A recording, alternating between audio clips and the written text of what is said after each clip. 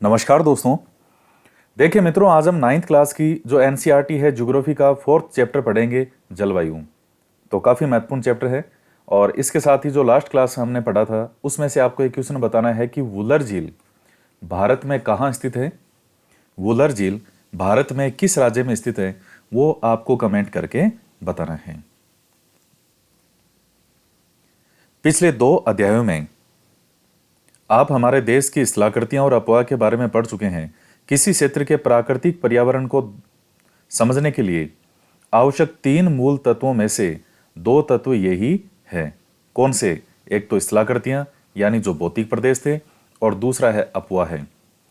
इस अध्याय में आप तीसरे तत्व अर्थात हमारे देश की वायुमंडलीय अवस्था के बारे में पढ़ेंगे। यह बात बहुत जबरदस्त कही है और मैं इतने समय से ये चीज हमेशा से कहता भी आया हूं कि देखिए, ज्योग्राफी चाहे राजस्थान की हो चाहे भारत की हो, ये शुरू के 3-4 चैप्टर होते हैं समझने वाले, फिर आ जाते हैं फैक्चुअल चैप्टर। हालांकि फैक्ट तो इनमें भी हैं, लेकिन ये समझने वाली चीजें हैं। जैसे भारत का जो ये भौतिक प्रदेश वाले हो गए सारे, और उसके बाद में नदियों से संबंधित, फिर जलवायु, इसी में मानसून आ जाएगा। तो ये समझने से संबंधित टॉपिक है। बाकी फिर जैसे मान लीजिए आप मृदा का टॉपिक पढ़ते हैं, उद्योग हैं, खनिज हैं, वो फैक्चुअल चीजें होती है। तो उसमें शिक्षा का कोई रोल नहीं होता कभी। हाँ ठीक है, वो एक बार पढ़ाते हैं तो चीजें अच्छे से दिमाग में बैठती है, लेकिन वो फैक्चुअल चीजें होती है। वो आपको बार बार जब आप खुद पढ़ोगे, क्योंकि उनमें फैक्ट ज्यादा होते हैं। तो समझने वाले टॉपिक ये शुरू के 3-4 होते हैं, चाहे भारत का भूगोल हो चाहे राजस्थान का भूगोल हो। इस अध्याय में आप तीसरे तत्व अर्थात हमारे देश की वायुमंडलीय अवस्था के बारे में पढ़ेंगे। हम दिसंबर में ऊनी वस्त्र क्यों पहनते हैं, अथवा मई का महीना गर्म और असुविधाजनक क्यों होता है, या जून और जुलाई में वर्षा क्यों होती है। तो इन सब के उत्तर आप भारत की जलवायु का अध्ययन करके जान सकते हैं। एक विशाल क्षेत्र में लंबे समयावधि 30 वर्ष से अधिक में मौसम की अवस्थाओं अथवा विविधताओं तथा विविधताओं का कुल योग ही जलवायु है। तो लंबे समय की जो अवस्थाएं होती है, कौन कौन सी? चाहे तापमान हो, वायुमंडलीय दाब, पवन, आर्द्रता, वर्षण यानी बारिश। तो ये जो लंबे समयावधि की अवस्थाएं हैं उसको हम कहते हैं जलवायु। तो यहां जैसे लगभग 30 वर्ष से अधिक, और मौसम एक विशेष समय में एक क्षेत्र के वायुमंडल की अवस्था को बताता है। तो एक विशेष समय के अंदर जो पर्टिकुलर अवस्था है, यानी जो जलवायु है, उसमें एक लंबे समय की इन अवस्थाओं को कहते हैं जलवायु। और मौसम के अंदर ये जो तापमान, वायुमंडल दाब, ये है, इनकी क्षणिक अवस्था को कहते हैं। आपने अवश्य ध्यान दिया होगा कि मौसम की अवस्था प्राय एक दिन में ही कई बार बदलती है, लेकिन फिर भी कुछ सप्ताह, महीनों तक वायुमंडलीय अवस्था लगभग एक समान ही बनी रहती है। जैसे दिन गर्म या ठंडे, हवादार या शांत, आसमान बादलों से घिरा या साफ, और आर्द्र या शुष्क हो सकते हैं। महीनों के औसत वायुमंडलीय अवस्था के आधार पर वर्ष को ग्रीष्म, शीत या वर्षा ऋतुओं में विभाजित किया जा सकता है।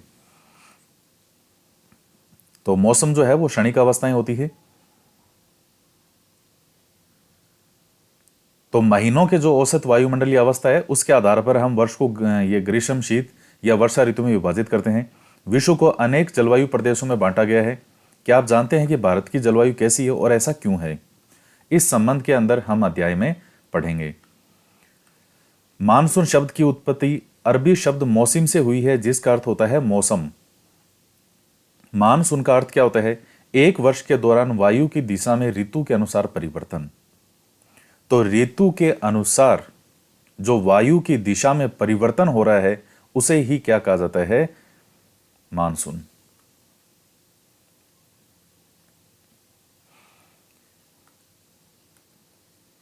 भारत की जलवायु को मानसूनी जलवायु कहा जाता है। एशिया में इस प्रकार की जलवायु मुख्यतः दक्षिण और दक्षिण पूर्व में पाई जाती है। सामान्य प्रतिरूप में लगभग एक रूपता होते हुए भी देश की जलवायु अवस्था में स्पष्ट प्रादेशिक भिन्नताएं हैं। आइए हम 2 महत्वपूर्ण तत्व तापमान और वर्षण को लेकर देखें कि एक स्थान से दूसरे स्थान पर तथा एक मौसम से दूसरे मौसम में इनमें किस प्रकार की भिन्नता है। गर्मियों में राजस्थान के मरुस्थल में कुछ स्थानों का तापमान लगभग 50 डिग्री सेंटीग्रेड तक पहुंच जाता है, जबकि जम्मू कश्मीर के पहलगाम में तापमान लगभग 20 डिग्री सेंटीग्रेड रहता है। सर्दी की रात में जम्मू कश्मीर में द्रास का तापमान -45 डिग्री सेंटीग्रेड हो सकता है, जबकि तिरुवनंतपुरम में यह 22 डिग्री सेंटीग्रेड हो सकता है। तो ये जो तापमान है, इतनी भिन्नता है, ये किस कारण से है?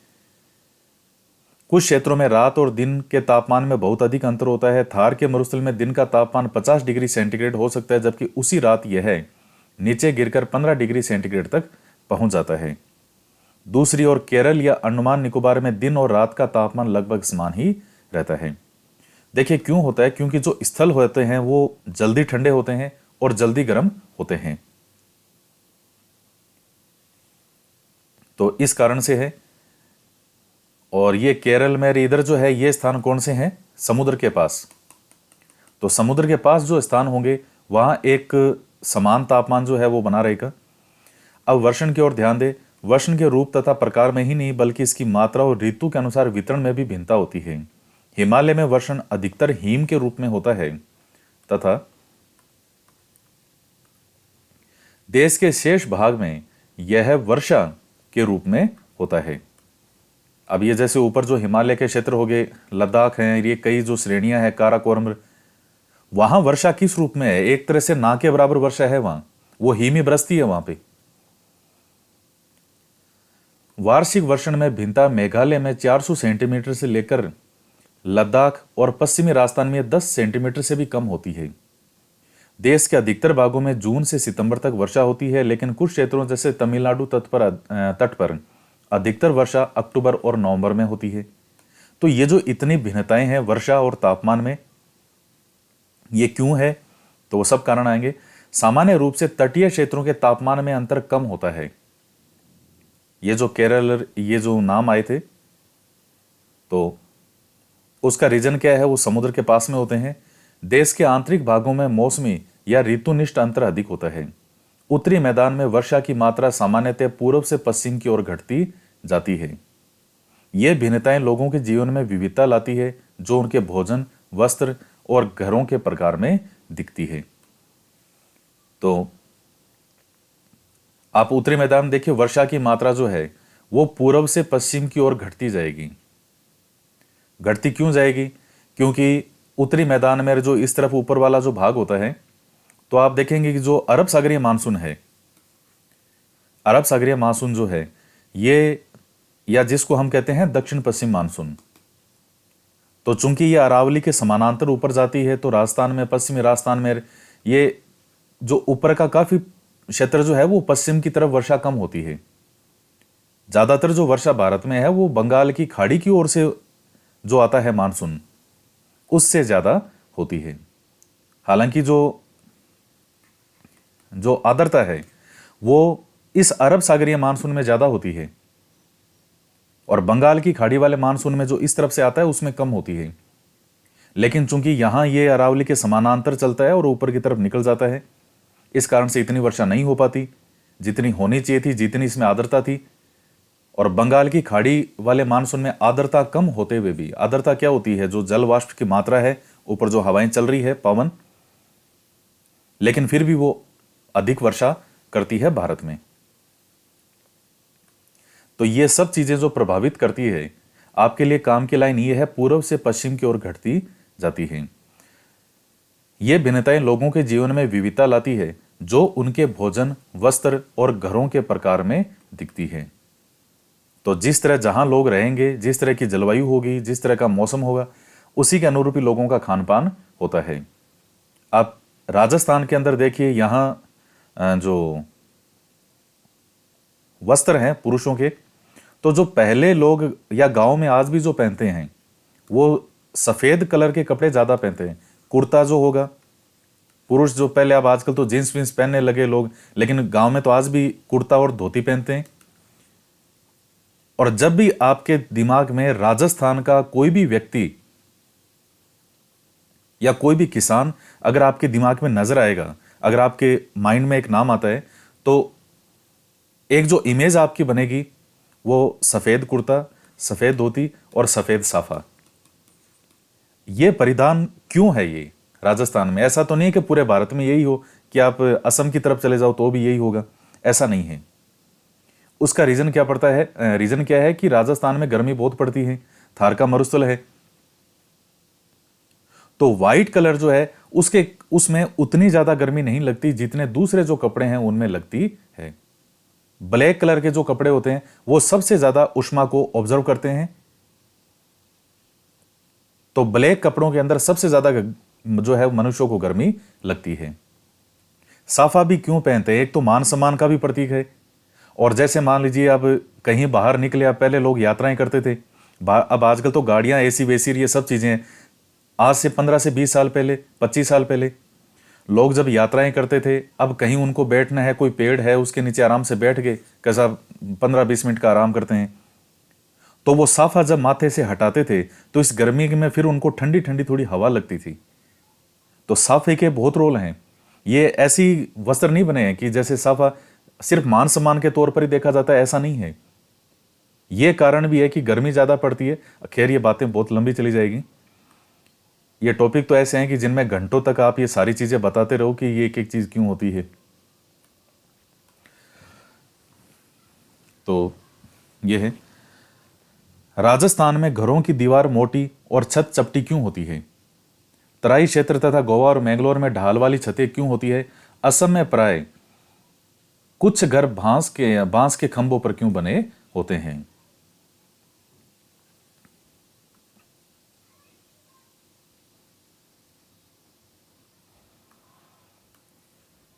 अब आता है जलवायु नियंत्रण। किसी भी क्षेत्र की जलवायु को नियंत्रित करने वाले 6 महत्वपूर्ण कारक हैं। ये एग्जाम के दृष्टिकोण से महत्वपूर्ण है। एक तो अक्षांश, तुंगता यानी ऊंचाई, वायु दाब और पवन तंत्र, समुद्र से दूरी कितनी है, महासागरीय धाराएं और उच्चावच लक्षण। तो क्या है, पृथ्वी की गोलाई के कारण इससे प्राप्त सौर ऊर्जा की मात्रा अक्षांशों के अनुसार अलग अलग होती है। इसके परिणाम स्वरूप तापमान विश्वत वर्ष से ध्रुवों की ओर सामान्यतः घटता जाता है। तो ये पृथ्वी है, ये 0 डिग्री अक्षांश, तो ध्रुवों की ओर हम जाएंगे वैसे वैसे तापमान घटता जाएगा, क्योंकि सूर्य की जो रोशनी है, सूर्य की किरणें तिरछी होती जाएगी। जब कोई व्यक्ति पृथ्वी की सतह से ऊंचाई की ओर जाता है तो वायुमंडल की सघनता कम हो जाती है और तापमान घट जाता है। इसलिए पहाड़ियां गर्मी के मौसम में भी ठंडी होती है। किसी भी क्षेत्र का वायु दाब और पवन तंत्र उस स्थान के अक्षांश और ऊंचाई पर निर्भर करती है। इस प्रकार यह तापमान और वर्षा के वितरण को भी प्रभावित करता है।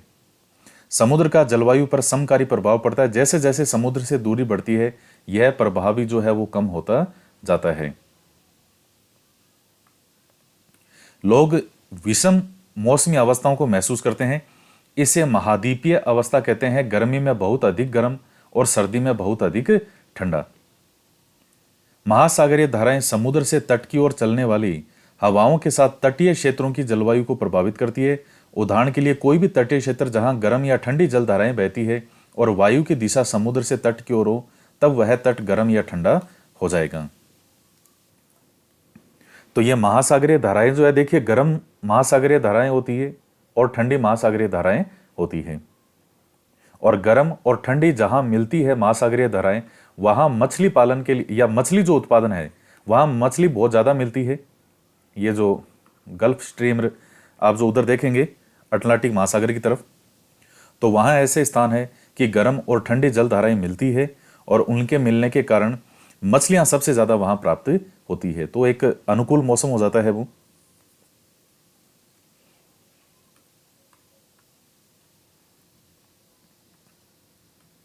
अंत में किसी भी स्थान की जलवायु को निर्धारित करने में उच्चावच की भी महत्वपूर्ण भूमिका होती है।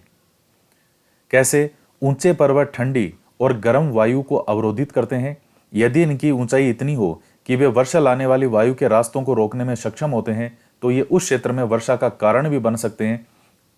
पर्वतों के पवन विमुख ढाल अपेक्षाकृत सूखे रहते हैं। ये देखिए, जब इधर जो है पश्चिम की तरफ भारत में, ये क्या है? पश्चिमी घाट पर्वत श्रृंखला, इधर है पूर्वी घाट। अब ये जो पश्चिमी घाट पर्वत है, पूरी जो पर्वत श्रृंखला है, इसकी ऊंचाई ज़्यादा है बजाय पूर्वी घाट वालों की तुलना में, और ये लगभग लगातार ही है, जबकि पूर्वी घाट की जो पर्वत श्रृंखला है उनमें काफ़ी बीच में गैप है, जो नदियां बहती है गोदावरी, कृष्णा, कावेरी, ये सब। तो जो अरब सागरीय मानसून आता है वो इन पश्चिमी घाट वाले पर्वतों से टकरा करके और इस तरफ पश्चिम की तरफ खूब वर्षा करता है, और इनके जो पूर्व की तरफ वाला भाग है, इधर पीछे की तरफ का, पर्वतों के दूसरी तरफ का, वहां वर्षा नहीं हो पाती या बिल्कुल नाम मात्र की होती है। उसको हम कहते हैं वृष्टि छाया प्रदेश। तो वो सूखे क्यों रहते हैं कि जो पर्वत है इनसे, जो वायु है, जो पवने हैं, वो इनसे टकरा के वर्षा की, अब उस तरफ पीछे की तरफ, तो वो सूखा रह जाएगा वो। तो जो ऊंचे पर्वत होते हैं वो भी इस चीज को प्रभावित करते हैं। भारत की जलवायु को प्रभावित करने वाले कारक, सबसे पहला है अक्षांश। करकवर्त देश के मध्य भाग, पश्चिम में कच्छ के रण से लेकर के पूर्व में मिजोरम से होकर के गुजरती है। अब ये 8 राज्यों से गुजरती है। देश का लगभग आधा भाग करकवर्त के दक्षिण में स्थित है, जो कि उष्ण कटिबंधीय क्षेत्र है। करकवर्त के उत्तर में स्थित शेष भाग उपोष्ण कटिबंध है।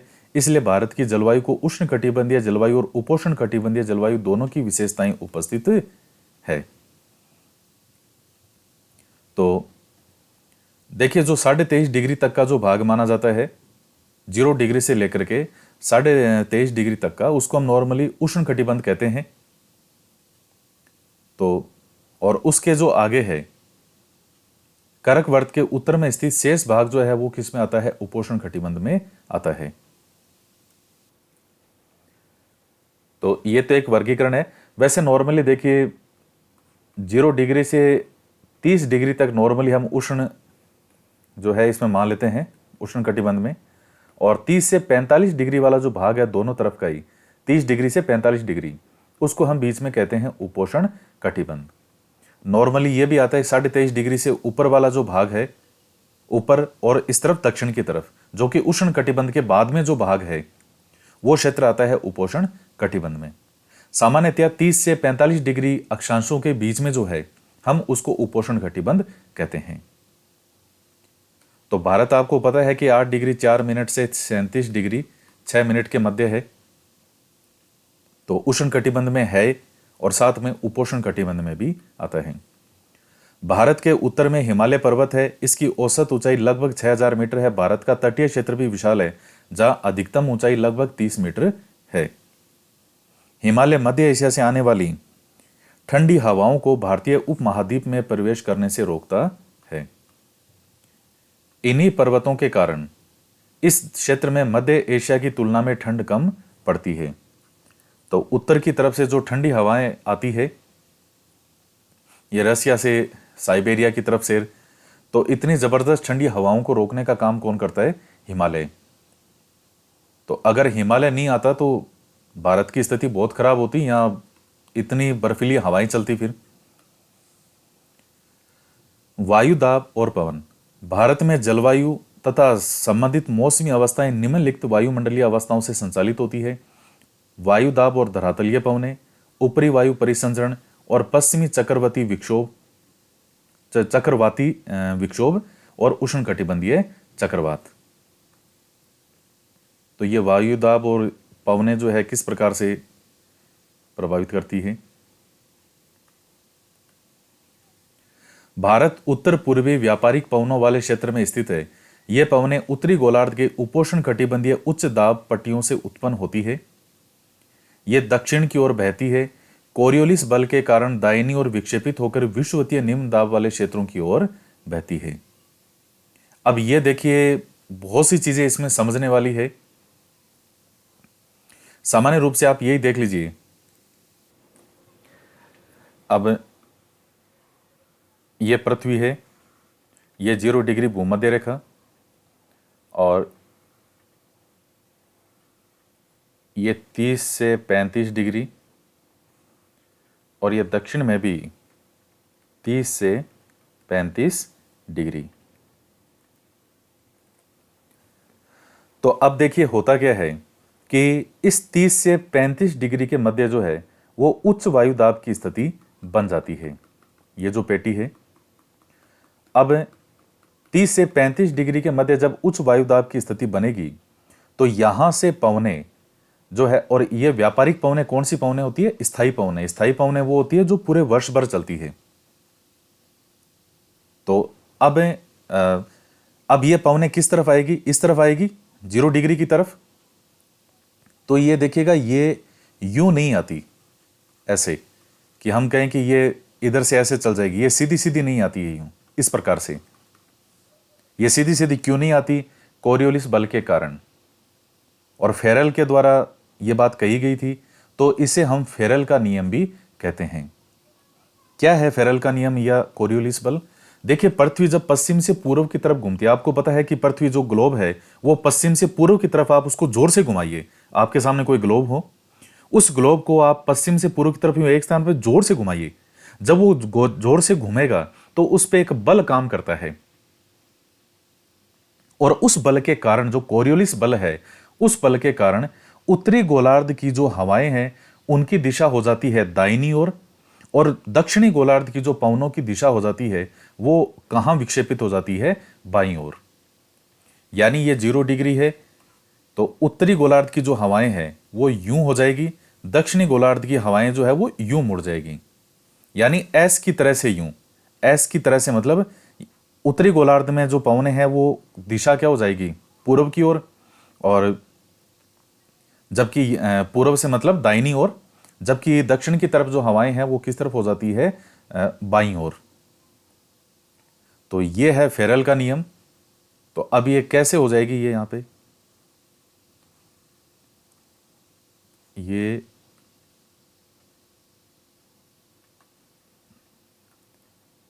सारा ही मिट गया। ये देखिए, अब ये 30 डिग्री, ये 30 डिग्री, 30 से 35, 30 से 35। तो इनकी जो दिशा है व्यापारिक पवनों की, ये बीच वाला जो भाग है, यहां व्यापारिक पवनें ही चलेगी इसमें। तो इन पवनों की जो दिशा है वो क्या होती है? इस प्रकार से होती है, यूं, इस प्रकार से। और यहां दक्षिण की तरफ से जो आती है ये है इस प्रकार से।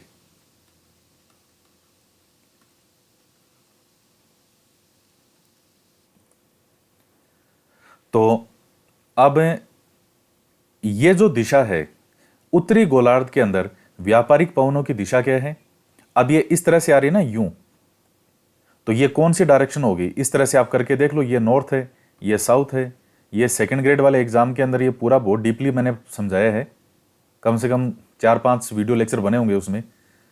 ये मानसून, सिर्फ मानसून के अंदर कि किस तरह से पवनों की दिशा होती है, कैसे ये चीज़ें काम करती है, कौन सी किधर बहेगी, क्यों वायुदाब होता है, काफ़ी ज़्यादा चीज़ें हैं इसमें, क्योंकि सब ये चीज़ें समझने वाली है। अब ये आपके भी समझते हुए दिमाग में आ रहा होगा ये इधर से उधर कैसे हो रही है, क्योंकि ये समझने वाली चीज़ें हैं। आप बार बार सुनोगे तब समझ में आएगा। तो इसमें अब ये देखेगा, ये साउथ इधर ईस्ट हो गया और ये क्या हो गया? वेस्ट। तो अब ये पवनों की दिशा ये देखिए क्या है? इस प्रकार से है उत्तरी गोलार्ध में। मतलब ये ऊपर तो मैं आपको दिखाने के लिए बना रहा हूं कि कैसे नॉर्थ और ईस्ट से इसी तरह से बह रही है ना, ये इसी तरह से, इनके डायरेक्शन यही है, नॉर्थ ईस्ट। और यहां क्या लिखा हुआ है? उत्तर पूर्वी। तो ये है।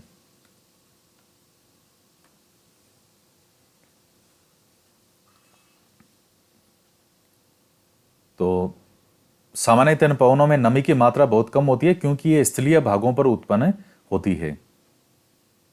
उत्तर की तरफ जो है वो ज्यादातर स्थलीय है। जो दक्षिण है, दक्षिण की तरफ तो समुद्र महासागर काफी है, उत्तर की तरफ तो ज्यादातर स्थलीय भाग है। इसलिए इन पवनों के द्वारा वर्षा कम या नहीं होती है।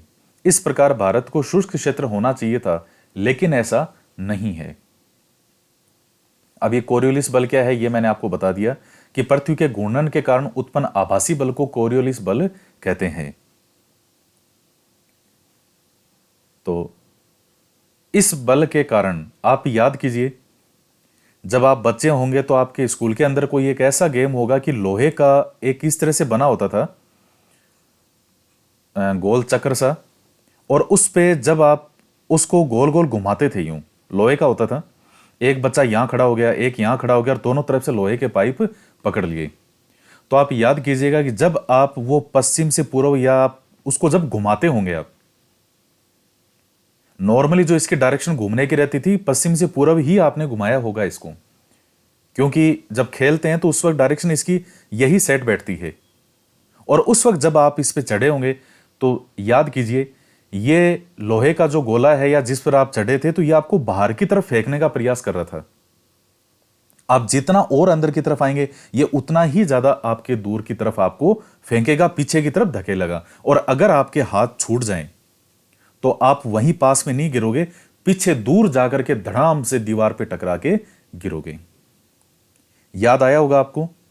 ये ही इसी तरह की चीज है, जब पृथ्वी घूमती है तब ये एक बल उत्पन्न होता है पृथ्वी के घूमने के कारण। तो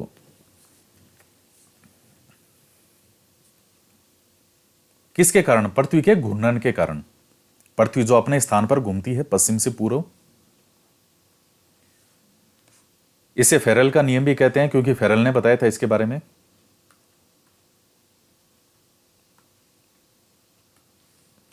भारत की वायु दाब और पवन तंत्र अद्वितीय है। शीत ऋतु में हिमालय के उत्तर में उच्च दाब होता है। इस क्षेत्र की ठंडी शुष्क हवाएं दक्षिण में निम्न दाब वाले महासागरीय क्षेत्र के ऊपर बहती है। ग्रीष्म ऋतु में आंतरिक एशिया और उत्तर पूर्वी भारत के ऊपर निम्न दाब का क्षेत्र उत्पन्न हो जाता है। तो इस कारण गर्मी के दिनों में वायु की दिशा पूरी तरह से परिवर्तित हो जाती है। देखिए, वायु का सीधा सा काम है उच्च वायु दाब से निम्न वायु दाब की ओर हमेशा चलेगी। अब यह भारत है, तो शीतकाल की स्थिति क्या होती है? सूर्य की स्थिति क्या है शीतकाल में? 22 दिसंबर को सूर्य मकर रेखा पर सीधा चमकता है। जब सूर्य मकर रेखा पर सीधा चमकेगा तो उत्तर भारत की स्थिति क्या होगी? उत्तर भारत में उस समय होगी शीत ऋतु। और जहां सूर्य चमकेगा उसके आसपास और उन क्षेत्रों में क्या हो जाएगा? निम्न वायु दाब। वायु हल्की होकर ऊपर उठेगी। जबकि यहां सूर्य की जो रोशनी है, इसकी तुलना में यहां क्या है? जो वायु दाब कैसा है? उच्च वायु दाब है शीत ऋतु के कारण। तो शीत ऋतु कारण क्या है कि सूर्य जो है यहां 22 दिसंबर को इधर ये मकर रेखा पे सीधा चमकेगा, तो निम्न वायुदाब का क्षेत्र बनेगा इस तरफ, हिंद महासागर की तरफ। और शीत ऋतु में ये जो ऊपर क्या बन जाएगा? तो फिर शीत ऋतु के अंदर जो हवाएं हैं वो उच्च वायुदाब से निम्न वायुदाब की ओर बहती है। और जबकि वही जो गर्मी का मौसम होगा ये जून जुलाई वाला, तो आपको पता है कि 21 जून को जो सूर्य है वो कर्क रेखा पर सीधा चमकता है। तो यहां निम्न वायुदाब का क्षेत्र बनेगा, हिंद महासागर में उच्च वायुदाब का क्षेत्र बनेगा। तब हवाएं इधर चलेगी भारत की तरफ, और वो जो मानसून आता है उसी को ही हम कहते हैं दक्षिण पश्चिम मानसून।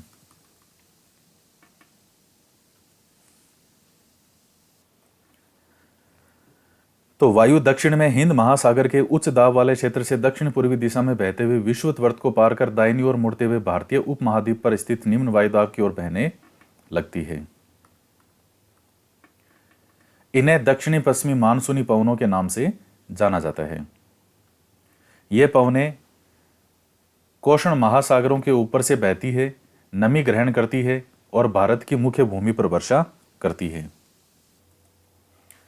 ये जो कोषण है ये गलत प्रिंट है यहाँ पे, ये उष्ण है, क्योंकि हिंद महासागर में जो है उस तरफ से हवाएं किस तरफ चलेगी? इस तरफ। तो महासागरों से नमी ग्रहण करती है और भारत की मुख्य भूमि पर वर्षा करती है। इस प्रदेश में ऊपरी वायु परिसंचरण पश्चिमी प्रवाह के प्रभाव में रहता है और इस प्रवाह का एक मुख्य घटक है जेठ धारा। तो जेठ धाराएं क्या है? लगभग 27 डिग्री से 30 डिग्री उत्तरी अक्षांशों के बीच स्थित होती है, इसलिए इन्हें उपोष्ण कटिबंधीय पश्चिमी जेठ धाराएं कहा जाता है। देखिए, जेठ धारा क्या होती है? यह एक संकरी पट्टी में स्थित क्षोभ मंडल में अत्यधिक ऊंचाई 12,000 मीटर से अधिक वाली पश्चिमी हवाएं होती है। यानी एवरेज ये क्षोभ मंडल के अंदर ही चलती है, 8-9 किलोमीटर से लेकर के 16 से 18 किलोमीटर के बीच में। इनकी गति गर्मी में 110 किलोमीटर प्रति घंटा और सर्दी में 184 किलोमीटर प्रति घंटा होती है। बहुत सी अलग अलग जेट धाराओं को पहचाना गया है। उनमें सबसे स्थिर मध्य अक्षांशीय और उपोष्ण कटिबंधीय जेट धाराएं हैं। तो ये जेट धाराएं होती है। भारत में जेट धाराएं हैं क्या? एक तेज हवाएं हैं, सौरमंडल में चलती है 8-9 किलोमीटर से लेकर के 16-17 किलोमीटर के बीच में जो तेज हवाएं हैं उनको ही हम कहते हैं जेट धाराएं।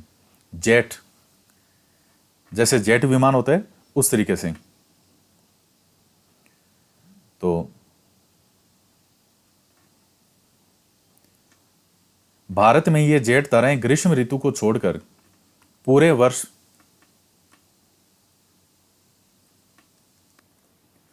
दक्षिण में प्रवाहित होती है। इस पश्चिमी प्रवाह के द्वारा देश के उत्तर और उत्तर पश्चिमी भाग में पश्चिमी चक्रवाती विक्षोभ आते हैं। पश्चिमी चक्रवाती विक्षोभ किसके कारण? इस पश्चिमी जेट के कारण। ये जो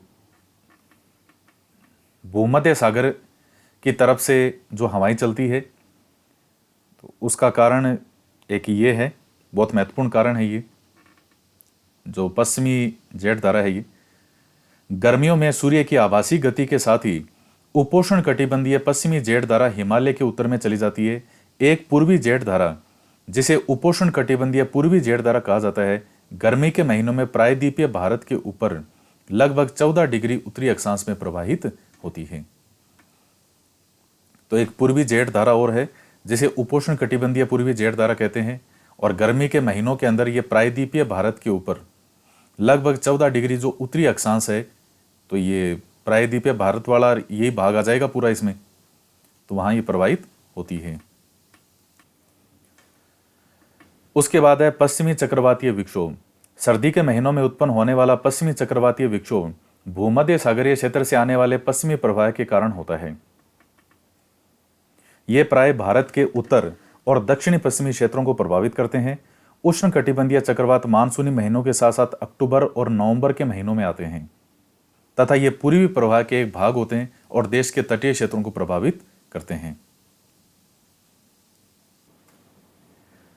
तो ये जो सर्दियों के मौसम में वर्षा होती है जो रबी की फसल के लिए महत्वपूर्ण होती है, जिसको हम कहते हैं मावठ या गोल्डन ड्रॉप्स भी कहा जाता है, तो वो किसके कारण होती है? इसी भूमध्य सागरीय क्षेत्र से आने वाले पश्चिमी प्रवाह के कारण। तो उसको हम पश्चिमी चक्रवातीय विक्षोभ या पश्चिमी विक्षोभ, चूंकि पश्चिम की तरफ से आती है हवाएं, तो हम उसको कहते हैं पश्चिमी विक्षोभ।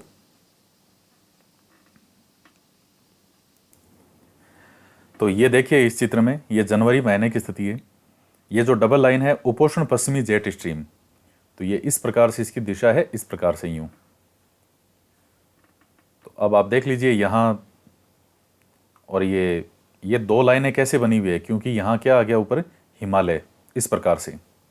तो हिमालय के ऐसे तो है नहीं उसके अंदर से निकल जाएगी, यूं आएगी, बीच में हिमालय आएगा भारत में। यहाँ ये इधर राजस्थान वाला ये हिस्सा आ गया, तो एक शाखा जो इसकी कुछ हवाएं यूं निकल जाएगी और कुछ जो है वो इस प्रकार से जाएगी। तो ये जब इस प्रकार से आती है तो यहाँ ये जम्मू कश्मीर, इधर पंजाब, राजस्थान या इस तरफ वर्षा करती है। तो सर्दियों में जो बारिश होती है वो इसी पश्चिमी विक्षोभ के कारण होती है। कारण क्या होता है उसका? ये पश्चिमी जेट स्ट्रीम। और इस समय धरातलीय पवन की स्थिति क्या होती है? चूंकि शीत ऋतु का समय है, तो निम्न वायु दाब की जो स्थिति है वो किधर बनेगी? इधर बनेगी, ये हिंद महासागर की तरफ। तो इस प्रकार से जो पवनें हैं अब उत्तर से दक्षिण की तरफ चलेगी यहाँ।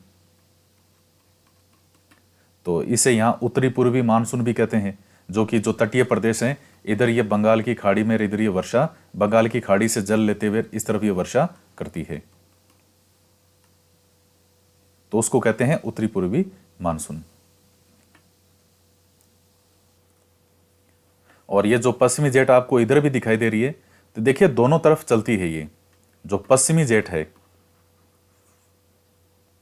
ये उत्तर के अंदर भी चलती है और उन्हीं अक्षांशों में दक्षिण की तरफ भी चलती है। भारतीय मानसून। भारत की जलवायु मानसूनी पवनों से बहुत अधिक प्रभावित है। ऐतिहासिक काल में भारत आने वाले नाविकों ने सबसे पहले मानसून परिघटना पर ध्यान दिया था। पवन तंत्र की दिशा उलट जाने के कारण उन्हें लाभ प्राप्त हुआ। चूंकि उनके जहाज पवन के प्रवाह की दिशा पर निर्भर थे, अरबवासी जो व्यापारियों की तरह भारत आए थे, उन लोगों ने पवन तंत्र के इस मौसमी उत्क्रमण को क्या नाम दिया? मानसून नाम दिया। तो भारत की जलवायु जो है वो कैसी जलवायु है? मानसूनी पवनों से जो है वो बहुत अधिक प्रभावित, और तो व्यापारी आते थे, जिस तरह ये हवाएं चलती थी तो उस धारा में जहाज होते थे। अब पहले जहाज जो है वो इतने वैसे नहीं होते थे मशीन वाले, तो हवाएं जिस तरफ चलती थी उनको लाभ मिलता था इस चीज का।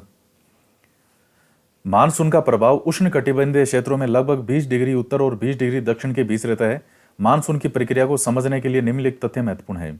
स्थल और जल के गर्म और ठंडे होने की विभेदीय प्रक्रिया के कारण भारत के स्थल भाग पर निम्न दाब का क्षेत्र उत्पन्न होता है, जबकि इसके आसपास के समुद्रों में उच्च दाब का क्षेत्र बनता है। ग्रीष्म ऋतु के दिनों में अंतः उष्णकटिबंधीय अभिसरण क्षेत्र की स्थिति गंगा के मैदान की ओर खिसक जाती है। यह विषुवतीय गर्त है जो प्राय विषुवत से 5 डिग्री उत्तर में स्थित होता है। इसे मानसून ऋतु में मानसून गर्त के नाम से भी जाना जाता है। ये देखिए, ये अंतः उष्णकटिबंधीय जो अभिसरण क्षेत्र है ये दरअसल है क्या? ये ITCZ आपने नाम सुना होगा। ये वही ITCZ है, इंटर कन्वर्जन जोन। तो दरअसल ITCZ है क्या? ये जो है एक निम्न वायुदाब का क्षेत्र है, उसी को ही हम ITCZ कहते हैं। चूंकि जो जब सूर्य करग ये 0 डिग्री पर चमकता है भूमध्य रेखा पर, तो उस समय ITCZ का क्षेत्र का केंद्र जो है वो यहां बन जाएगा जहां सूर्य की किरणें सबसे ज्यादा पहुंचती है। सूर्य सीधा जहां ज्यादा चमकेगा वहां ITCZ का जो है वो क्षेत्र हो जाता है। और ITCZ है क्या? एक निम्न वायुदाब का क्षेत्र ही है, उसी को ही हम कहते हैं ITCZ। अब आपको पता है कि 23.5 डिग्री जो कर्क रेखा है उस पे 21 जून को सूर्य सीधा चमकता है, तो सीधा जहां चमकेगा तो ITCZ जो है वो बनेगा कहां पर? ITCZ का क्षेत्र कहां हो जाएगा? यहां होगा। और इसके पास भी कहां? यहां थार का मरुस्थल होता है। तो मिट्टी जो होती है वो जल्दी गर्म होती है, जल्दी ठंडी होती है। तो मिट्टी के जल्दी गर्म होने के स्वभाव के कारण मुख्य रूप से ITCZ का क्षेत्र जो बनता है वो थार का मरुस्थल वाला क्षेत्र बन जाता है। तो ये इन्होंने लिखा जो है कि गंगा के मैदान की ओर खिसक जाती है, इसकी स्थिति किसकी? ITCZ की। तो गंगा के मैदान का तो लिखा है उस तरफ, लेकिन मेनली बात यह कि थार का मरुस्थल एक ITCZ का केंद्र बन जाता है, और वो भी मानसून को, दक्षिणी पश्चिमी मानसून को अपनी तरफ प्रभावित करता है, अपनी तरफ उसको, उन पवनों को वो अपनी तरफ बहाता है, अपनी तरफ खींचता है। तो थार के मरुस्थल में भले ही बारिश उतनी नहीं हो, लेकिन थार का मरुस्थल दक्षिणी पश्चिमी मानसून को अपनी तरफ लाने के लिए भी एक महत्वपूर्ण रोल अदा करता है। लेकिन खुद अब जैसे मान लीजिए अगर आपसे पूछे कि थार का मरुस्थल अगर नहीं होता तो भारत में वर्षा पर क्या प्रभाव पड़ता? तो वर्षा तो होती, लेकिन जितनी अभी इतनी अच्छी वर्षा होती है इसकी तुलना में फिर कम ही होती। क्यों? क्योंकि थार का मरुस्थल जो है इन हवाओं को अपनी तरफ और ज्यादा खींचने का काम करता है। थार के मरुस्थल के कारण निम्न वायुदाब का क्षेत्र और ज्यादा बन जाएगा। तो वैसे ITCZ के बारे में बताया किसने था? एक जो विद्वान हुए थे, हालांकि एक सिद्धांत आता है मानसून में, विषुवतीय पछुआ पवन सिद्धांत, उसका प्रतिपादन थे फ्लोन। तो फ्लोन ने जब इस चीज के बारे में बताया था तो वो ITCZ के बारे में चर्चा करते हैं कि इसके कारण निम्न वायुदाब की स्थिति बनती है, और ये ITCZ है, ये वर्षा के लिए उत्तरदायी, ये मानसून के लिए उत्तरदायी होता है। और मानसून होता क्या है? ऋतु के अनुसार जो हवाएं के अंदर बदलाव होता है, कभी उत्तर से दक्षिण, कभी दक्षिण से उत्तर। इसलिए तो मानसूनी जलवायु कहते हैं हम भारत को, कि भारत में कौन सी जलवायु है? मानसूनी। हिंद महासागर में मेडागास्कर के पूर्व लगभग 20 डिग्री दक्षिणी अक्षांश के ऊपर उच्च वायुदाब वाला क्षेत्र हो जाता है। कब? गर्मियों में। इस उच्च दाब वाले क्षेत्र की स्थिति और तीव्रता भारतीय मानसून को प्रभावित करती है। ग्रीष्म ऋतु में तिब्बत का पठार बहुत अधिक गर्म हो जाता है, जिसके परिणाम स्वरूप पठार के ऊपर समुद्र तल से लगभग 9 किलोमीटर की ऊंचाई पर तीव्र ऊर्ध्वाधर वायु धाराओं और उच्च दाब का निर्माण होता है। ग्रीष्म ऋतु में हिमालय के उत्तर पश्चिमी जेट धाराओं का तथा भारतीय प्रायद्वीप के ऊपर उष्णकटिबंधीय पूर्वी जेट धाराओं का प्रभाव होता है। तो ये देखिए, दरअसल ये दोनों ही जो चीजें हैं, ये मानसून पूर्व वर्षा जिसको हम कहते हैं, उसके लिए एक उत्तरदायी कारक है। देखिए, अप्रैल मई के अंदर, हालांकि हमारे यहां नहीं होती, राजस्थान की बात करें तो, लेकिन अप्रैल मई के आसपास जो ये पूर्वी भाग वाले हिस्से हैं भारत में, उस तरफ बारिश होती है। उसको हम कहते हैं मानसून पूर्व चक्रवात। तो उसमें जो पूर्वी जेट धाराएं हैं और ये तिब्बत के पठार जो गर्म होने के कारण ये हवाएं ऊपर उठती है, ऊपर उठने के बाद में फिर जो इनका एक उच्च दाब का निर्माण होता है और ये कुछ इस तरह प्रवाहित होती है भारत के दक्षिण की तरफ, प्रायद्वीपीय पठार की तरफ। तो ये बंगाल की खाड़ी से जो है वो आर्द्रता ग्रहण करके और इन किनारों पर ये वर्षा करती है। उसको हम कहते हैं मानसून पूर्व चक्रवात। देखिए, भारत में वर्षा 4 बार होती है, ये एक चीज ध्यान में रखना। भारत के अंदर वर्षा 4 बार होती है साल में। एक तो है दक्षिण पश्चिमी मानसून के कारण, एक तो ये सबसे ज्यादा वर्षा इसी से ही आएगी, दक्षिण पश्चिमी मानसून से। इसके बाद में ये जो जून से लेकर के सितंबर के बीच में जो वर्षा होती है वो दक्षिण पश्चिमी मानसून। दूसरा पश्चिमी विक्षोभ। तीसरा जो उत्तर पूर्वी मानसून, जिसे हम लौटता हुआ मानसून भी कहते हैं। और चौथा जो है वो है मानसून पूर्व वर्षा, जो अप्रैल मई के आसपास वर्षा होती है। तो भारत में 4 बार वर्षा होती है। और राजस्थान की बात करें तो राजस्थान में 2 बार होती है। राजस्थान में 4 बार वर्षा नहीं होती। 2 बार कौन सी? एक तो ये दक्षिण पश्चिमी मानसून, ये जून जुलाई अगस्त में ये जो वर्षा होती है, तो वो एक तो दक्षिण पश्चिमी मानसून कारण, और एक ये पश्चिमी विक्षोभ के कारण जो सर्दियों में आती है, मावठ जिसको आप कहते हो। तो राजस्थान के अंदर 2 बार वर्षा होती है, क्योंकि ये उत्तरी पूर्वी मानसून और ये जो मानसून पूर्व वर्षा है, ये दोनों ही इस तरफ पूर्व की तरफ होगी, ये इस तरफ वाले क्षेत्रों में। तो राजस्थान है वो इस तरफ रह गया।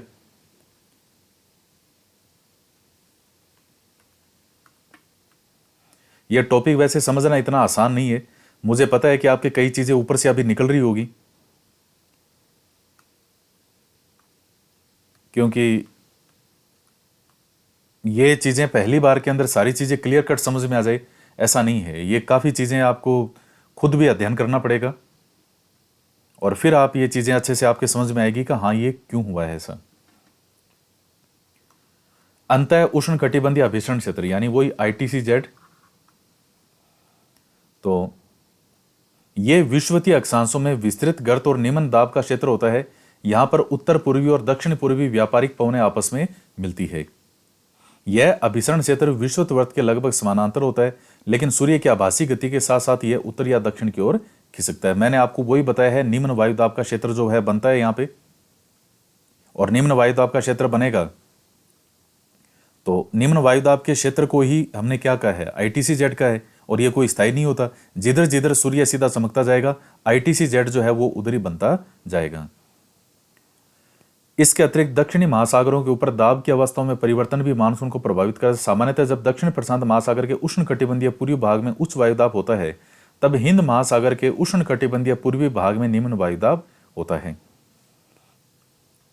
लेकिन कुछ विशेष वर्षों में वायुदाब की स्थिति विपरीत हो जाती है तथा पूर्वी प्रशांत महासागर के ऊपर हिंद महासागर की तुलना में निम्न दाब का क्षेत्र बन जाता है। तो दाब की अवस्था में इस नियतकालिक परिवर्तन को ही दक्षिणी दोलन के नाम से जाना जाता है। डार्विन उत्तरी ऑस्ट्रेलिया तथा ताहिती प्रशांत महासागर के 18 डिग्री दक्षिणी और 149 डिग्री पश्चिमी, जो ये देशांतर से संबंधित है, के दाब के अंतर की गणना मानसून की तीव्रता के पूर्वानुमान के लिए की जाती है। अब ये कोई आपके एग्जाम के लिए कोई इतना महत्वपूर्ण नहीं है। अगर दाब का अंतर ऋणात्मक है तो इसका अर्थ होगा कि औसत से कम और विलंब से आने वाला मानसून। एल नीनो दक्षिणी दोलन से जुड़ा हुआ एक लक्षण है। एल नीनो जो है ये आपको पढ़ना है, ये आपको ध्यान में रखना पड़ेगा। यह एक गर्म समुद्री जलधारा है। मानसून के अंदर पूरा एक सिद्धांत आता है एल नीनो का, जो कि पेरू की ठंडी धारा के स्थान पर प्रत्येक 2 या 5 वर्ष के अंतराल में पेरू तट से होकर के बहती है। दाब की अवस्था में परिवर्तन का संबंध एल नीनो से है, इसलिए इस परिघटना को एनसो यानी ENSO एल नीनो दक्षिणी दोलन कहा जाता है। तो एल नीनो है क्या? ठंडी पेरू जलधारा के स्थान पर अस्थायी तौर पर गर्म जलधारा के विकास को एल नीनो कहा जाता है। पेरू कहां पर है? दक्षिणी अमेरिका का एक देश है, जो दक्षिणी अमेरिका महाद्वीप है। इस प्रकार से यूं दक्षिणी अमेरिका के यहां एक देश पड़ता है पेरू। तो पेरू के पश्चिम की तरफ जो बहने वाली एक उत्तर से दक्षिण की तरफ चलती है, ये एक गर्म जलधारा है। कौन सी? El Nino. El Nino Spanish शब्द होता है जिसका अर्थ होता है बच्चा, तथा जो कि बेबी क्राइस्ट को व्यक्त करता है, क्योंकि यह धारा क्रिसमस के समय बहना शुरू करती है। तो एल नीनो की उपस्थिति समुद्र की सतह के तापमान को बढ़ा देती है और उस क्षेत्र में व्यापारिक पवनों को शिथिल कर देती है। तो देखिए, भारत के अंदर भी कई बार जो अकाल की स्थिति पड़ी है, उसमें मानते हैं कि एल नीनो जो है इसका एक महत्वपूर्ण रोल था। और हालांकि एल नीनो पर अभी भी रिसर्च जो है वो चल रही है, कोई 100% ऐसा नहीं है। ये देखिए, दरअसल ये उत्तर से दक्षिण की तरफ बहती है एल नीनो जलधारा, और उस समय यहीं पेरू के पास में एक जलधारा पूर्व से पश्चिम की तरफ बहती है। इस प्रकार से उस जलधारा को हम कहते हैं दक्षिणी विषुवतीय गर्म जलधारा। तो ये जितनी गर्म होगी, जितना इसका प्रभाव होगा एल नीनो का, वो धाराएं भी उतनी गर्म होगी। और वो जब पूर्व से पश्चिम की तरफ बहेगी तो यहां मध्य प्रशांत महासागर के अंदर एक निम्न वायुदाब का क्षेत्र बन जाता है।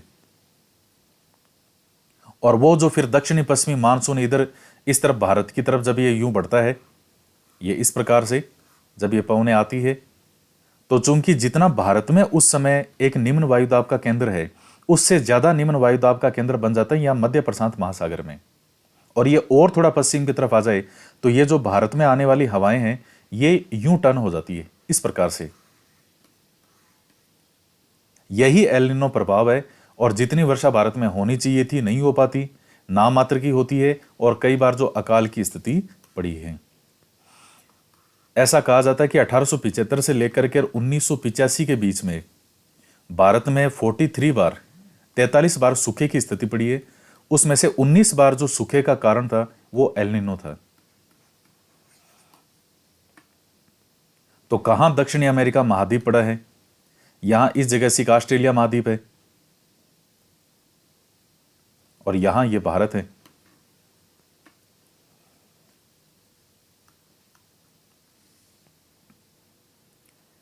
एल नीनो की उपस्थिति समुद्र की सतह के तापमान को बढ़ा देती है, उस क्षेत्र में व्यापारिक पवनों को शिथिल कर देती है। मानसून का आगमन और वापसी। व्यापारिक पवनों के विपरीत मानसूनी पवनें नियमित नहीं है, लेकिन यह स्पंदमान प्रकृति की होती है। उष्ण कटिबंधीय समुद्रों के ऊपर प्रवाह के दौरान ये विभिन्न वायुमंडलीय अवस्थाओं से प्रभावित होती है।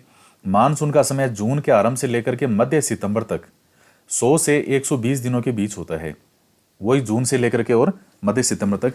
इसके आगमन के समय सामान्य वर्षा में अचानक वृद्धि हो जाती है और लगातार कई दिनों तक यह जारी रहती है। इसे ही कहते हैं मानसून प्रस्फोटन या मानसून का फटना। आप देखते हैं कि जब मानसून आता है जून के आसपास, तो तब एक बार बड़ी जोरदार बारिश होती है शुरू में, यही है मानसून का फटना। तथा इसे मानसून पूर्व बौछारों से पृथक किया जा सकता है। सामान्यतः जून के प्रथम सप्ताह में मानसून भारतीय प्रायद्वीप के दक्षिणी छोर से प्रवेश करता है। इसके बाद यह दो भागों में बढ़ जाता है, अरब सागरीय शाखा और बंगाल की खाड़ी की शाखा। अरब सागरीय शाखा लगभग 10 दिन बाद 10 जून के आसपास मुंबई पहुंचती है।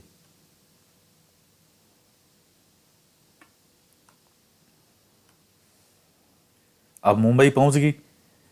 यह एक तीव्र प्रगति है। बंगाल की खाड़ी शाखा भी तीव्रता से आगे की ओर बढ़ती है और जून के प्रथम सप्ताह में असम पहुंच जाती है। ऊंचे पर्वतों के कारण मानसून पवनें पश्चिम में गंगा के मैदान की तरफ मुड़ जाती है। आप ये देखते हैं ऊपर जो मेघालय में ये गारो खासी जयंतियां ये पहाड़ियां हैं, मध्य जून तक अरब सागरीय शाखा सौराष्ट्र, कच्छ और देश के मध्य भागों में पहुंच जाती है। इस प्रकार से सौराष्ट्र ये गुजरात वाला और कच्छ ये वाला जो हिस्सा है, तो मध्य जून तक अरब सागर शाखा एवं बंगाल की खाड़ी शाखा दोनों गंगा के मैदान के उत्तर पश्चिम में आपस में मिल जाती है। यहां से ये ऐसे जाएगी, उधर से वो इस प्रकार से घूम करके वो ऐसे आएगी यूं। दिल्ली में सामान्यतया मानसूनी वर्षा बंगाल की खाड़ी शाखा से जून के अंतिम सप्ताह लगभग 29 जून तक होती है। जुलाई के प्रथम सप्ताह तक मानसून पश्चिमी उत्तर प्रदेश, पंजाब, हरियाणा और पूर्वी राजस्थान में पहुंच जाता है। मध्य जुलाई तक मानसून हिमाचल प्रदेश और देश के शेष हिस्सों में पहुंच जाता है। तो यह प्रोसेस है। मानसून की वापसी अपेक्षा करते एक क्रमिक प्रक्रिया है जो भारत के उत्तर पश्चिमी राज्यों से सितंबर में प्रारंभ हो जाती है। अब जो हम कहते हैं ना जिसको कि उत्तर पूर्वी मानसून, वो फिर सितंबर के बाद में ये शुरू होता है, उसको हम लौटता हुआ मानसून भी कहते हैं। मध्य अक्टूबर तक मानसून प्रायद्वीप के उत्तरी भाग से पूरी तरह पीछे हट जाता है। प्रायद्वीप के दक्षिणी आधे भाग में वापसी की गति तीव्र होती है। दिसंबर के प्रारंभ तक देश के शेष भाग से मानसून की वापसी हो जाती है। तो ये स्थिति है।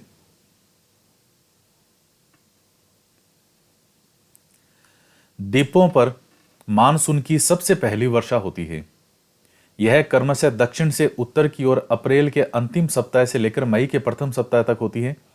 मानसून की वापसी भी क्रमशः दिसंबर के प्रथम सप्ताह से जनवरी के प्रथम सप्ताह तक उत्तर से दक्षिण की ओर होती है। तो इस समय देश का जो शेष भाग है वो शीत ऋतु के प्रभाव में होता है। ऋतुएं, मानसूनी जलवायु की विशेषता एक विशिष्ट मौसमी प्रतिरूप होता है। एक ऋतु से दूसरे ऋतु में मौसम की अवस्थाओं में बहुत अधिक परिवर्तन होता है। विशेषकर देश के आंतरिक भागों में ये परिवर्तन अधिक मात्रा में परिलक्षित होते हैं। तटीय क्षेत्रों के तापमान में बहुत अधिक भिन्नता नहीं होती, यद्यपि यहाँ वर्षा के प्रारूप में भिन्नताएं होती है। आप अपने क्षेत्र में कितने प्रकार की ऋतुओं का अनुभव करते हैं? भारत में मुख्यतः 4 ऋतुओं को पहचाना जाता है: शीत ऋतु, ग्रीष्म ऋतु और कुछ क्षेत्रीय विविधताओं के साथ मानसून के आगमन और वापसी का काल। तो कौन सी है? तो सबसे पहले शीत ऋतु। उत्तरी भारत में शीत ऋतु मध्य नवंबर से आरंभ होकर के और फरवरी तक रहती है।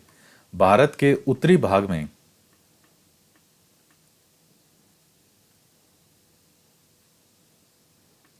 यह देखिए चित्र दिखाया है कि मानसून कब कब कहां कहां पहुंचता है। तो 1 जून के आसपास देखिएगा ये दक्षिणी पश्चिमी मानसून जो है ये केरल यहां पहुंच जाता है। सबसे पहले केरल ही पहुंचता है। ये सबसे पहले दक्षिणी पश्चिमी मानसून कहां वर्षा करता है? मालाबार तट पे। ये मालाबार तट है इधर। इसके बाद में 5 जून तक ये यहां पहुंच जाता है। 10 जून तक ये मुंबई यहां इस प्रकार से यहां पहुंच जाएगा।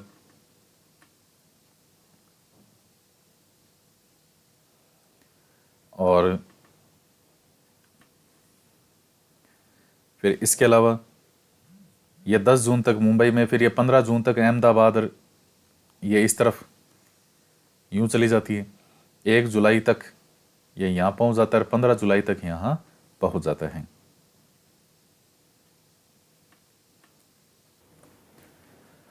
तो दिसंबर और जनवरी सबसे ठंडे महीने होते हैं। तापमान दक्षिण से उत्तर की ओर बढ़ने पर घटता जाता है। पूर्वी तट पर चेन्नई का औसत तापमान 24 डिग्री सेंटीग्रेड से 25 डिग्री सेंटीग्रेड के बीच होता है, जबकि उत्तरी मैदान में यह 10 डिग्री सेंटीग्रेड से 15 डिग्री सेंटीग्रेड के बीच होता है। दिन गर्म और रातें ठंडी होती है। तो उत्तर में तुषारपात सामान्य है, जबकि हिमालय के ऊपरी ढालों पर हिमपात होता है। इस ऋतु में देश में उत्तर पूर्वी व्यापारिक पवनें प्रभावित होती है। ये स्थल से समुद्र की ओर चलती है। इसलिए देश के अधिकतर भाग में शुष्क मौसम होता है और इन पवनों के कारण कुछ मात्रा में वर्षा तमिलनाडु के तट पर होती है, क्योंकि वहां ये पवनें समुद्र से स्थल की ओर चलती है।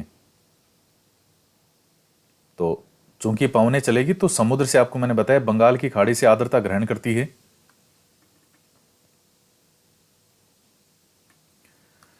देश के उत्तरी भाग में एक कमजोर उच्च दाब का क्षेत्र बन जाता है जिसमें हल्की पवनें क्षेत्र से बाहर की ओर प्रवाहित होती है। उच्चावच से प्रभावित होकर यह पवन पश्चिम और उत्तर पश्चिम में गंगा घाटी में बहती है। सामान्यतः इस मौसम में आसमान साफ, तापमान और आर्द्रता कम और पवनें शिथिल और परिवर्तित होती है। शीत ऋतु में उत्तरी मैदानों में पश्चिम और उत्तर पश्चिम से चक्रवाती विक्षोभ का अंतर्वायु विशेष लक्षण है। यह कम दाब वाली प्रणाली भूमध्य सागर और पश्चिमी एशिया के ऊपर उत्पन्न होती है और पश्चिमी पवनों के साथ भारत में प्रवेश करती है। इसके कारण शीतकाल में मैदानों में वर्षा होती है और पर्वतों पर हिमपात, जिसकी उस समय बहुत अधिक आवश्यकता होती है।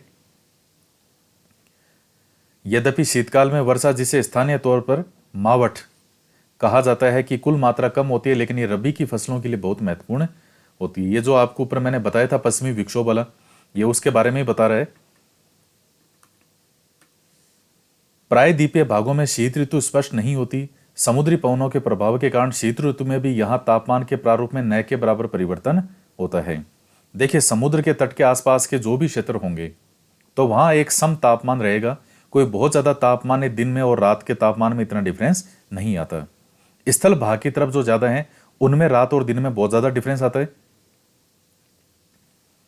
ग्रीष्म ऋतु, सूर्य के उत्तर की ओर आभासी गति के कारण भूमंडलीय ताप पट्टी उत्तर की तरफ खिसक जाती है। मार्च से मई तक भारत में ग्रीष्म ऋतु होती है। ताप पट्टी के स्थानांतरण के प्रभाव का पता विभिन्न अक्षांशों पर मार्च से मई के दौरान रिकॉर्ड किए गए तापमान को देखकर लगाया जा सकता है। मार्च में दक्कन के पठार का उच्च तापमान लगभग 38 डिग्री सेंटीग्रेड होता है। अप्रैल में मध्य प्रदेश और गुजरात का तापमान लगभग 42 डिग्री सेंटीग्रेड। मई से देश के उत्तर पश्चिमी भागों का तापमान 45 डिग्री सेंटीग्रेड तक होता है। तो जैसे जैसे सूर्य कर्क रेखा की तरफ आता जाएगा, उत्तरायण की तरफ बढ़ता जाएगा, तो वहां वह तापमान बढ़ता जाएगा। प्रायद्वीपीय भारत में समुद्री प्रभाव के कारण तापमान कम होता है।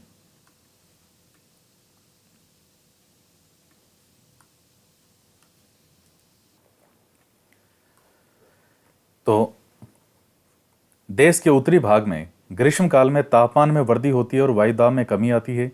मई के अंत में उत्तर पश्चिम में थार के रेगिस्तान से लेकर पूर्व और दक्षिण पूर्व में पटना और छोटा नागपुर के पठार तक एक कम दाब का लंबा क्षेत्र उत्पन्न होता है। पवन का परिसंचरण इस गर्त के चारों ओर प्रारंभ होता है। लू ग्रीष्मकाल का एक प्रभावी लक्षण है। ये धूल भरी, गर्म और शुष्क पवनें होती है जो कि दिन के समय भारत के उत्तर और उत्तर पश्चिमी क्षेत्रों में चलती है। कभी कभी ये देर शाम तक जारी रहती है। इस हवा का सीधा प्रभाव घातक भी हो सकता है। उत्तरी भारत में मई महीने के दौरान सामान्यतः धूल भरी आंधियां आती है। आप बताइए, राजस्थान में सबसे ज्यादा आंधियां किस जिले में आती है? यह आपको बताना है। एग्जाम में बहुत बार पूछा गया प्रश्न है। राजस्थान में सबसे ज्यादा आंधियां किस जिले में चलती है? ये आंधियां अस्थायी रूप से आराम पहुंचाती है क्योंकि यह तापमान को कम कर देती है और अपने साथ ठंडे समीर और हल्की वर्षा लाती है। इस मौसम में कभी कभी तीव्र हवाओं के साथ गरज वाली मूसलाधार वर्षा भी होती है। इसके साथ प्राय हिमवृष्टि भी होती है।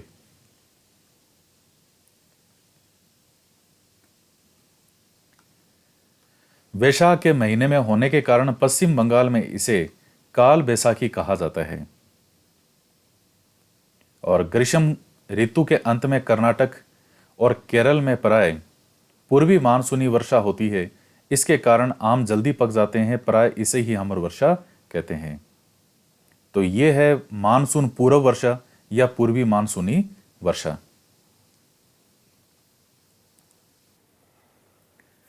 अब आता है वर्षा ऋतु या मानसून का आगमन। तो चूंकि यह मानसून से पहले की वर्षा है, इसलिए इसको कहते हैं पूर्वी मानसूनी वर्षा या मानसून पूर्व वर्षा। ये जो पूर्व है, ये कोई दिशा नहीं है। यहां पे ये जो पूर्व वर्ड लिखा हुआ है, इस पूर्व का मतलब है पहले। जून के आरंभ में उत्तरी मैदानों में निम्न दाब की अवस्था तीव्र हो जाती है। यह दक्षिणी गोलार्ध की व्यापारिक पवनों को आकर्षित करता है। तो ये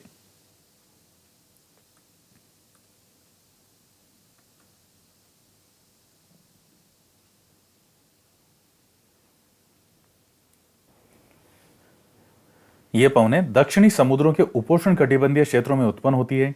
और चूंकि ये पवनें गर्म महासागरों के ऊपर से होकर के गुजरती है, इसलिए ये अपने साथ इस महाद्वीप में बहुत अधिक मात्रा में नमी लाती है। देखिए, गर्म महासागर ये अपने आप ही होगी। जो उष्ण कटिबंधीय क्षेत्रों में ज्यादातर जो आपको मिलेगी, वहां तापमान अधिक ही मिलेगा। इसलिए यह अपने साथ इस महाद्वीप में बहुत अधिक मात्रा में नमी लाती है। यह पवनें तीव्र होती है और 30 किलोमीटर प्रति घंटे के औसत वेग से चलती है। सुदूर उत्तर पूर्वी भाग को छोड़कर यह मानसूनी पवनें देश के शेष भाग में लगभग 1 महीने में पहुंच जाती है। दक्षिणी पश्चिमी मानसून का भारत में अंतर्वाय यहाँ के मौसम को पूरी तरह परिवर्तित कर देता है। मौसम के प्रारंभ में पश्चिमी घाट के पवनमुखी भागों में भारी वर्षा होती है।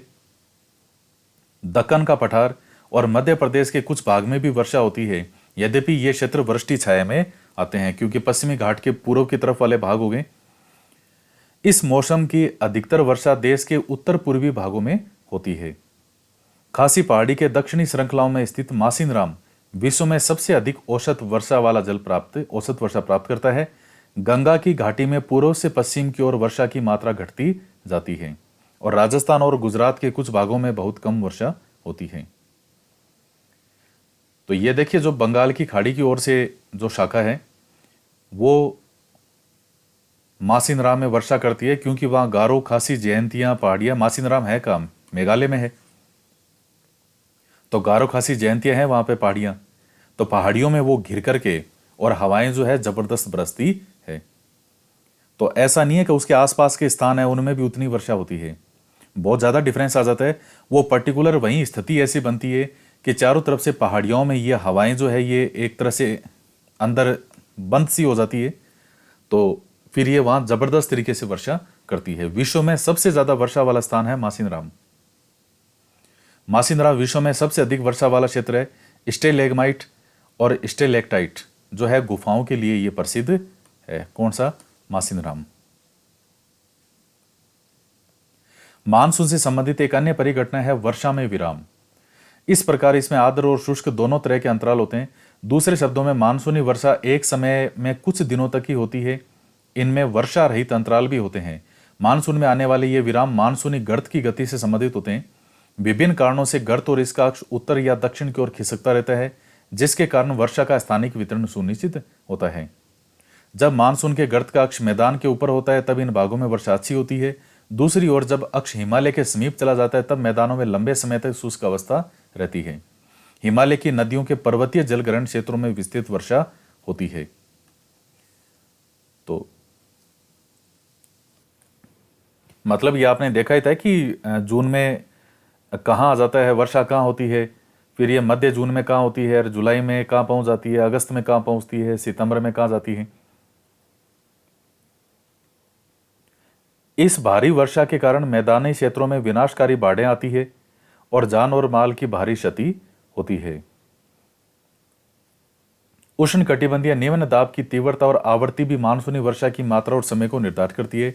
यह निम्न दाब का क्षेत्र बंगाल की खाड़ी के ऊपर है तथा मुख्य स्थलीय भाग को पार कर जाता है। तो यह गर्त निम्न दाब के मानसून गर्त के अक्ष के अनुसार होता है। मानसून को इसकी अनिश्चितता के लिए जाना जाता है। शुष्क और आर्द्र स्थितियों की तीव्रता, आवृत्ति और समय काल में भिन्नता होती है। इसके कारण यदि एक भाग में बाढ़ आती है तो दूसरे भाग में सूखा पड़ता है।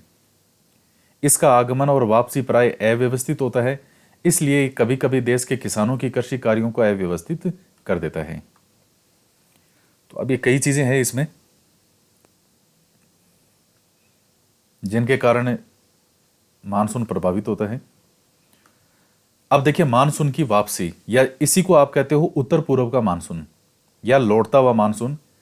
अक्टूबर नवंबर के दौरान दक्षिण की तरफ सूर्य के आभासी गति के कारण मानसून गर्त या निम्न दाब वाला गर्त उत्तरी मैदानों के ऊपर शिथिल हो जाता है। धीरे धीरे उच्च दाब प्रणाली इसका स्थान ले लेती है। दक्षिण पश्चिमी मानसून स्थिर हो जाते हैं जो धीरे धीरे पीछे की ओर हटने लगते हैं और अक्टूबर के प्रारंभ में मानसून पवनें उत्तर के मैदान से हट जाती है। अक्टूबर नवंबर का महीना गर्म वर्षा ऋतु से शीत ऋतु में परिवर्तन का काल होता है।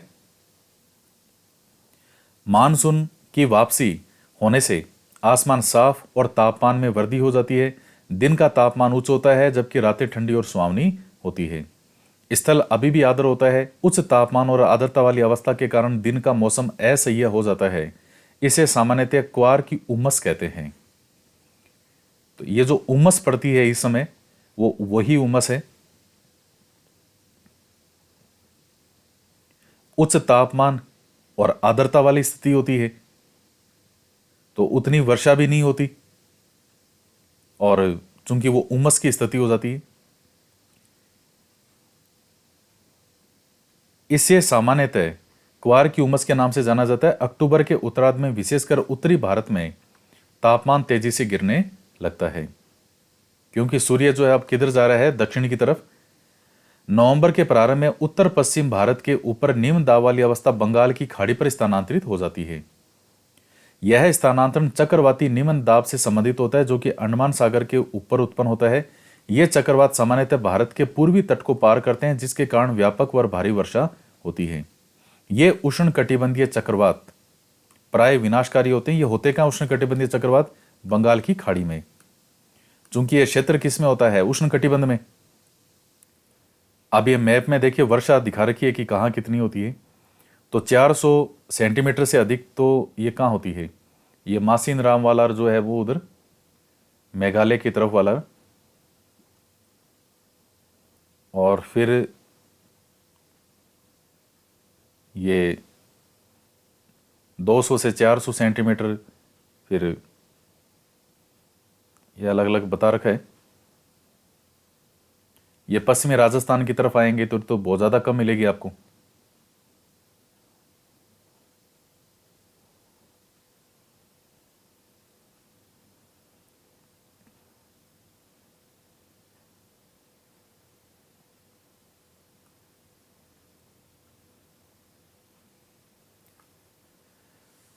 गोदावरी, कृष्णा, कावेरी नदियों के सघन आबादी वाले डेल्टा प्रदेश में अक्सर चक्रवात आते हैं, जिसके कारण बड़े पैमाने पर जान माल की क्षति होती है।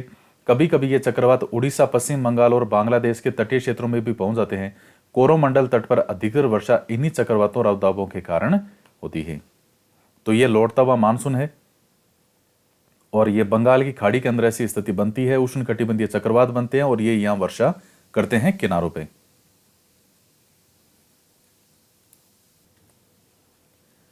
वर्षा का वितरण। पश्चिमी तट के भागों और उत्तर पूर्वी भारत में लगभग 400 सेंटीमीटर वार्षिक वर्षा होती है, किंतु पश्चिमी राजस्थान और इससे सटे पंजाब, हरियाणा और गुजरात के भागों में 60 सेंटीमीटर से भी कम वर्षा होती है।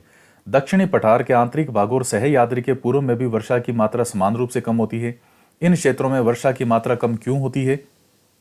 जम्मू कश्मीर के लेह में भी वर्षण की मात्रा काफी कम होती है। देश के शेष हिस्से में वर्षा की मात्रा मध्यम रहती है। हिमपात हिमालयी क्षेत्रों तक ही सीमित होता है। तो अभी कई कारण, जैसे कई बार वृष्टि छाया प्रदेश है तो एक तरफ वर्षा होती है, एक तरफ बिल्कुल नहीं होती। ये राजस्थान में, गुजरात में इधर क्या स्थिति है? अरावली की इस तरह से स्थिति है, तो पवनें अरावली के समानांतर निकल जाती है, अरब सागरीय मानसून वाली, तो यहां इतनी वर्षा कर नहीं पाती। तो ये कई कारण है। कभी बाढ़ की स्थिति आती है ये अधिक वर्षा वाले क्षेत्रों में, और कभी जो है वो निम्न वर्षा वाले क्षेत्रों में सूखे की आशंका बनी रहती है। तो मानसून एकता का परिचायक।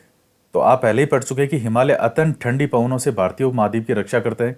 इसके कारण अपेक्षाकृत उच्च अक्षांशों के बावजूद उत्तरी भारत में निरंतर ऊंचा तापमान बना रहता है।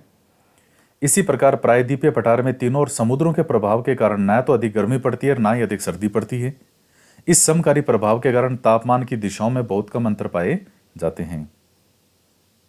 तो ये चीजें हैं, हो गए चैप्टर आपका।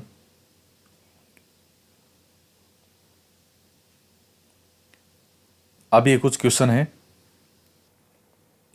देखिए पहला क्वेश्चन है, नीचे दिए गए स्थानों में से किस स्थान पर विश्व में सबसे अधिक वर्षा होती है? कहां होती है? मासिनराम। ग्रीष्म काल में उत्तरी मैदानों में बहने वाली पवन को निम्नलिखित में से क्या कहा जाता है? तो उत्तरी मैदानों की बात कर रहा है ग्रीष्म ऋतु में, तो सही उत्तर इसका क्या हो जाएगा? लू। कौन सा कारण भारत के उत्तर पश्चिमी भाग में शीत ऋतु में होने वाली वर्षा के लिए उत्तरदायी है? शीत ऋतु की बात कर रहा, ऊपर से उत्तर पश्चिमी भाग में, तो कौन सा है? पश्चिमी विक्षोभ, जो भूमध्य सागर की तरफ से आता है। भारत में मानसून का आगमन निम्नलिखित में से कब होता है? मई का प्रारंभ, जून के प्रारंभ में। तो सही उत्तर क्या हो जाएगा? जून के प्रारंभ में। 1 जून को कहाँ आ जाता है? केरल में आ जाता है, मालाबार तट पे। निम्न में से कौन सी भारत में शीत ऋतु की विशेषता है? तो गर्म दिन गर्म रातें, ये नहीं होगा। गर्म दिन ठंडी रातें, ये वाला। ठंडा दिन ठंडी रातें नहीं, ठंडा दिन और गर्म रातें। सही क्या हो जाएगा? गर्म दिन और ठंडी रातें। तो ये होगा सही उत्तर इसका। तो ये वाला चैप्टर जो है ये आपका कंप्लीट हो गया। और इस पूरे चैप्टर के अंदर देखिए बेसिक सी चीज़ें इसमें यही है कि भारत में जो 4 बार वर्षा होती है ये कब कब होती है, कैसे कैसे होती है और क्या क्या इसके कारण उत्तरदायी होते हैं। मेन बात यही है कि जहां निम्न वायुदाब का क्षेत्र बनेगा और जहां उच्च वायुदाब का क्षेत्र बनेगा तो उच्च वायुदाब से निम्न वायुदाब की ओर जो है वो पवनें चलती है और उसी के अकॉर्डिंग ही वर्षा होती है। तो और ये निम्न वायुदाब का क्षेत्र ये कैसे बदलता है? जैसे ऋतु के अनुसार। शीत ऋतु में निम्न वायुदाब का क्षेत्र कहीं बनेगा, ग्रीष्म ऋतु में निम्न वायुदाब का क्षेत्र कहीं बनेगा। तो उसी के कारण ही ऋतु के अनुसार पवनों की दिशा में परिवर्तन होता है। इसी को ही तो हम क्या कहते हैं? मानसून कहते हैं। और इसीलिए भारत के अंदर जो वर्षा है या जलवायु जो है हम उसको मानसूनी जलवायु या मानसूनी वर्षा कहते हैं। तो ये चैप्टर आपका कंप्लीट होता है और इसके बाद में जो नेक्स्ट चैप्टर है वो आगे वाला और हम नेक्स्ट टॉपिक पढ़ेंगे। तो मिलते हैं नेक्स्ट क्लास में। जय हिंद, जय भारत।